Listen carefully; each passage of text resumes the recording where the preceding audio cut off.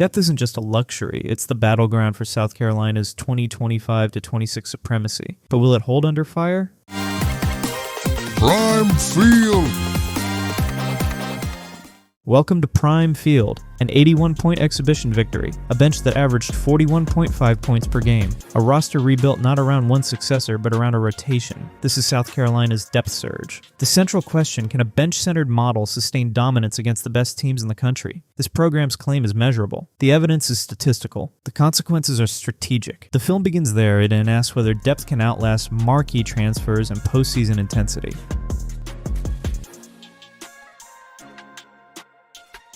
The modern transfer portal reshaped roster construction across women's college basketball. Teams now chase immediate impact. South Carolina pursued a different aim. The Gamecocks bench contributed 41.5 points per game in 2024-25. That represented roughly 51.5% of the team's offensive output. In comparative terms, the second-ranked program averaged 32.3 bench points. Those are not marginal differences. They reflect a deliberate architecture. Under Dawn Staley, recruitment and rotation form a system. Departures such as Camila Cardozo's move to the WNBA did not force a single-step replacement. Instead, the program spread Cardozo-level production across multiple pieces. The result is a roster built to rotate without losing efficiency. That structure matters when opponents rely on short rotations. It changes how minutes, matchups, and stamina factor into each contest. The depth is not only numerical, it is an engineered asset.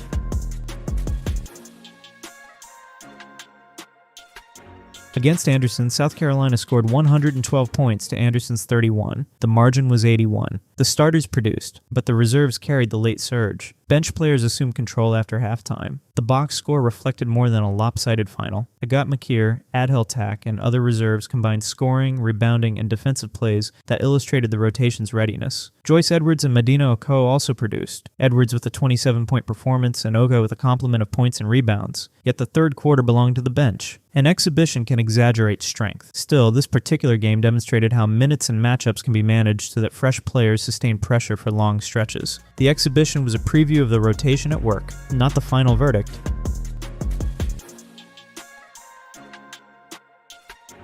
Numbers provide the clearest case. Across the 2024-25 season, South Carolina's bench outscored opponents' benches by an average of 28.5 points per game. In 8 separate games, the reserves outscored opposing starting lineups. In NCAA tournament play, the bench averaged 41.7 points and shot 54.7%. There, the bench outscored opposition reserves by 31.3 points on average. Historical parallels exist. Teams that sustained championship runs in prior eras showed similar bench contributions, but the variance in tournament play historically is decisive. UConn's 2014-15 team saw a drop in bench production between regular season and tournament play. Tennessee's mid-1990s dynasty sustained bench output through March. For South Carolina, maintaining those margins during postseason intensity is the central test. A bench that can match or outscore an opponent's starters shifts the on-court equations. It forces opponents into rotation dilemmas. It alters matchup planning. That statistical reality is tactical leverage.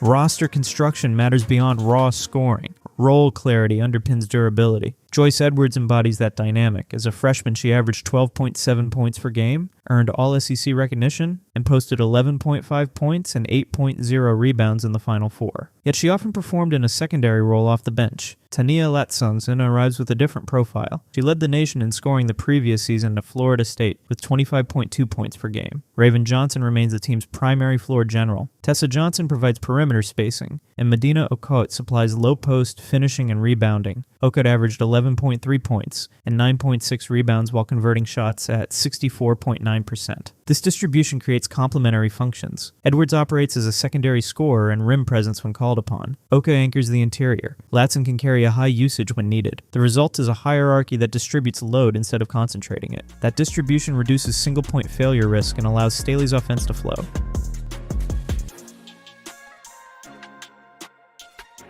An 81-point exhibition says little about contests against UConn, Texas, or LSU. The data from 2024-25 helps quantify the question. South Carolina went 15-1 in SEC play and 13-1 in non-conference ranked matchups. The bench's high production accompanied wins over top opponents, including ranked victories over Texas and Oklahoma. Those outcomes suggest the depth model can operate in high-stakes regular season contexts, but postseason intensity compresses margins. In the Final Four loss to UConn, South Carolina's bench was outscored. That game highlighted two conditions where depth advantage can erode: when elite defenses suppress overall offensive rhythm, and when starters fail to generate separation. The Final Four result indicates that depth alone is not an automatic antidote to elite defenses. Scalability depends on limits. If bench points fall by more than a handful in March, close contests become more difficult. If the bench maintains a sub-8 point variance between regular season and postseason, historically a benchmark of sustainable depth, then championship odds remain realistic. If variance grows beyond that, the model risks exposure.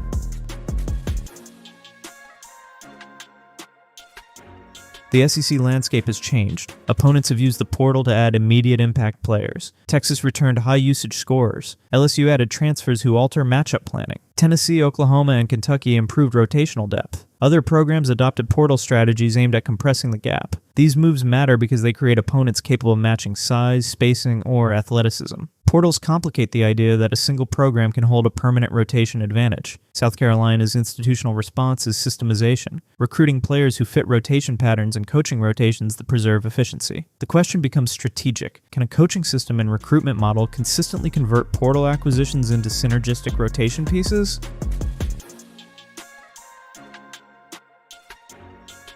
Tournament play provides the ultimate stress test. Historical examples show two outcomes. Some dynasties, teams with deep, sustainable benches, slowly scale their production through March.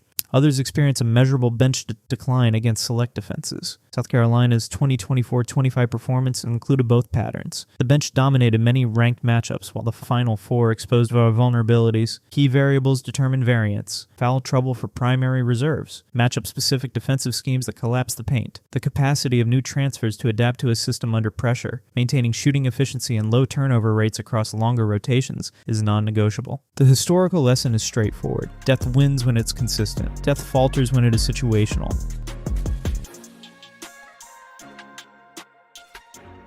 South Carolina's depth surge reframes a competitive model. It prioritizes rotational saturation over single-player dependency. It demonstrates one path to resilience in an era of roster churn. The program rebuilt post-Cardoso by allocating production across the system rather than seeking a single replacement. The result: statistical dominance at the reserve level and a roster that can impose substitution-based pressure. The program's legacy will be decided in March. If the bench sustains 38-41 points per game against the nation's best, the model will stand as a new template for construction. If the reserves decline sharply under elite defensive schemes, the depth thesis will read as a season-long experiment with limits. Either outcome will influence coaching approaches across the sport. For now, the evidence points to a deliberate strategy, one that blends transfers and development, role clarity, and rotation management. The remaining question is empirical. March will render the final calculus and define whether depth is a defensive posture or a championship engine. Prime Field.